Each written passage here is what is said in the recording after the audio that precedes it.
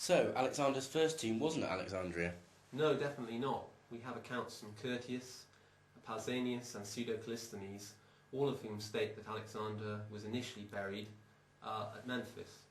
The clinching evidence comes from an inscription which was done in the middle of the 3rd century BC. It's a chronology from the island of Paros called the Parian Marble, and just here, against the year 321 BC, it states that Alexander was laid to rest at Memphis. So when was the body moved to Alexandria then? Well, Pausanias tells us that it was moved to Alexandria by Philadelphus, who was Ptolemy's son. He says that against the early events of Philadelphus' reign, and Philadelphus came to the throne in 282 BC. So a date around 280 BC is approximately correct. That means the corpse was at Memphis for 4 decades. But where exactly was it?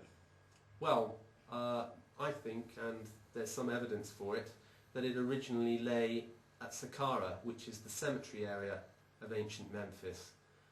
There's a temple there called the Serapeum, which was used to bury the sacred Apis bulls.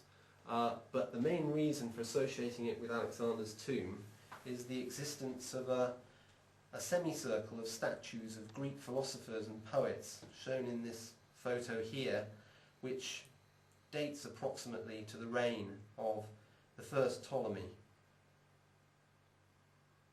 Is there any evidence to support this? The evidence from the semicircle itself is interesting. This statue here is of Pindar. That's a poet whose house and family Alexander saved when Thebes was destroyed. In the middle of the semicircle, just here, there's a statue of Homer, who was Alexander's favourite poet. He'd written the Iliad, which starred Achilles, Alexander's favourite hero. At this near end of the semicircle, we have Plato, and Plato was the teacher of Alexander's tutor, Aristotle. So that's interesting evidence. Some more evidence comes from looking at a plan of how the statues were arranged. You see here, this is the semicircle on this plan. This is the entrance to the Serapeum complex, and this is a side temple of Nectanebo II. And you can see how this semicircle of statues guards the entrance to the side temple. The reason that's interesting is that a sarcophagus of this pharaoh Nectanebo II was found at Alexandria in 1798, and here's a picture of it. And the local people were very confident in saying that it had been used as the tomb of Alexander the Great.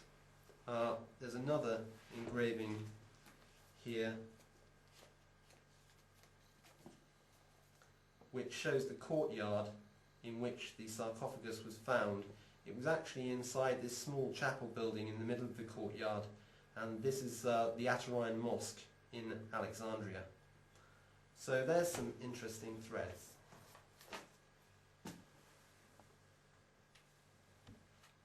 Are you suggesting that Ptolemy might have used Nectanebo's sarcophagus to bury Alexander at Nectanebo Temple in Saqqara? The reason this particularly makes sense is that Diodorus says that Nectanebo fled from Egypt in about 343 BC, just 10 years before Alexander arrived in Egypt. So it's clear that he never used his intended sarcophagus and tomb. When Ptolemy needed to bury Alexander 10 years later again, there would have been an empty sarcophagus and tomb of pharaonic standard available for him to use.